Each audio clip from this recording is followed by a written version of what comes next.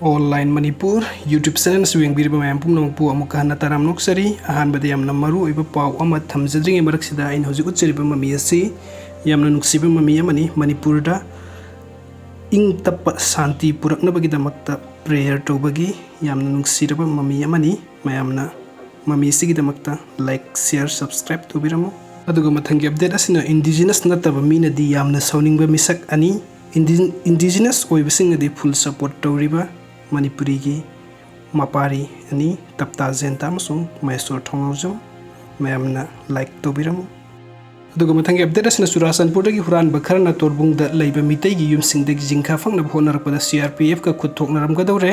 kanglub masen gi tamthiraba lan gi ahanba lanpham oikiba Torbung Bangla gi MEITEIGI YUMSING paktakna mai thadokkibaga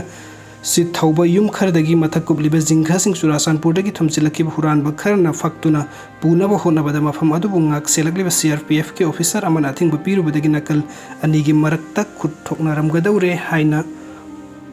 pau pibiri duga mathangi update asina Ayaba Yaodana all tribal Haiba Wahei Sijnnaba Yaroi UNC Manipurda khundariba tribal pumnamak yanaraga linkhatkiba loop khara asina tana kanagumba loop natragana Khangu thakta linkhatpa organization na hiram amata all tribal Haiba Wahei Sijnnaba Yaroi haina Manipurda leiba naga singi apunba loop ama oiriba United Naga Council UNC na phongdorakre UNC na thadorpa siron amana hai kanagumba loop natranga organization sing social media amadi print media sing the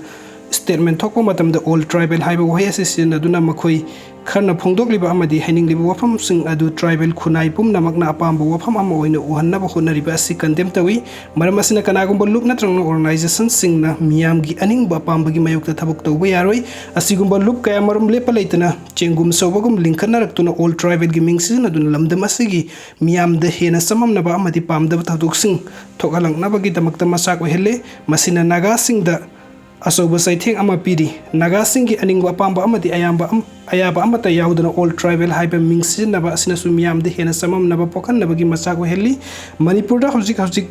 thokliba yamna tangdu leitadaba phibam asida UNC gi constituent bodies singna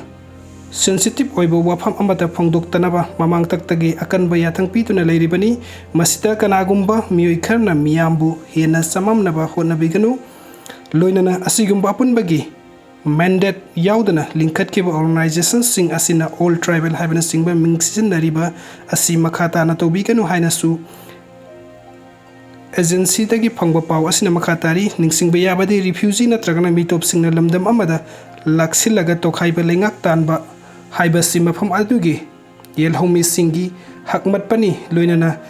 khatnaba hobani haina NSN IM na phongdokkibasu laikrabani refugee singbu sangjafam piba amati leibak amagi citizen oina lausinbada akaiba leite adumakpu makoina lairuriba leibak aduda homeland tanaba amadi tokhaiba state tanaba honarakpa haibasi hanadagi leijariba miyosing adugi hakmatpani akaknaba mafam kharada foreign population sing khomjinduna yelhumi singbu nam thanaba amadi makoigi leifam onthoknaba honarakpa colonialism gi thawong asi NSN IM na kanba mongda condemn tawi haina IM collective leadership ki member RS rising na thadurpa cheron na phongdokkiba laikhrabani video sing bibigdam tamyam puno po mukana tagachari ano update ki damak tanung sibiduna channel na subscribe to biramu thank you so much